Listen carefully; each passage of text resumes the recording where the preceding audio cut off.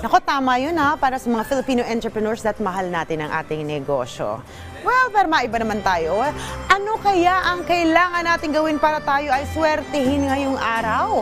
Alamin na natin yan sa libreng pa-feng shui ni Master Hans Kua dito lang sa Hansabi. Rise and shine mga ka-RSP, narito na ang gabay patnubay palalaan prediksyon ngayong araw mula kay Master Hans Kua.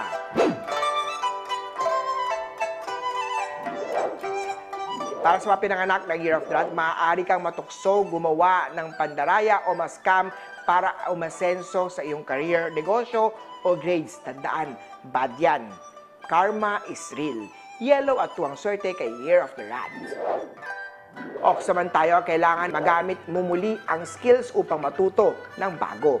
Orange at 9 ang swerte kay Year of the Ox. Tiger naman tayo, samantalahin ang romantic bliss sa mga tiger dahil lahat ng bagay na bawal ay may katapusan din. Red at 7 ang swerte kay Year of the Tiger. O sa mga pinanganak naman ng Year of the Rabbit, maging responsible sa mga ginagawa. May mga chismis na ikakalat na maaaring maging dahilan ng involvement dito. Blue at 3 ang swerte kay Year of the Rabbit. Sa Drago naman, huwag masyadong magbabal sa social media. Maaaring maging dahilan ito ng scandal or ng scam. Huwag din magmadali at always pay attention on details. Black at 13 ang swerte kay Year of the Dragon. Punta naman tayo sa mga pinanganak ng Year of the Snake. Magtapat na sa admirer na hindi makapag-open up sa kanyang nararamdaman. Purple at 9 ang swerte kay Year of the Snake. Sa Year of the Horse naman, huwag nang mag-asam ng iba pang pag-ibig kung ikaw ay nakatali na. Mas mag-escalate kapag may kaibigan o kasamahan na nambubuska. Gray at 8 ang swerte kay Year of the Horse.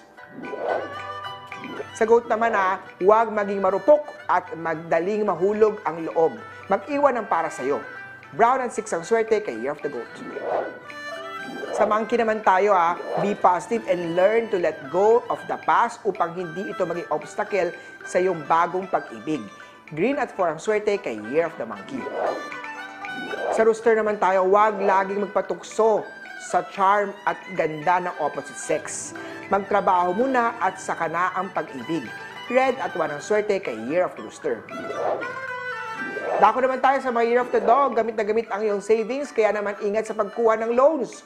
Kung ikaw ay uutang, punta sa isang kilalang source gaya ng bangko kesa sa tabi-tabi lang. Mag-ingat sa mga paluwagan. Blue at 7 ang swerte kay Year of the Dog. At sa Year of the Pig naman tayo, ang pinakahuli ang Year of the Pig. Sa fairy tale lang ang always happy at happy ever after. Sa totoong buhay, merong maliliit na arguments na hindi dapat pinapalaki pa. Purple at 5 ang swerte kay Year of the Piggy. Muli po, ito po yung mga gabay, patuloy, paalala at prediction lamang ni Master Hans. Nasa inyong mga kamay na asalalay ang inyong tagumpay, kaya always be positive at i-claim ang mga swerte mga ka-RSP.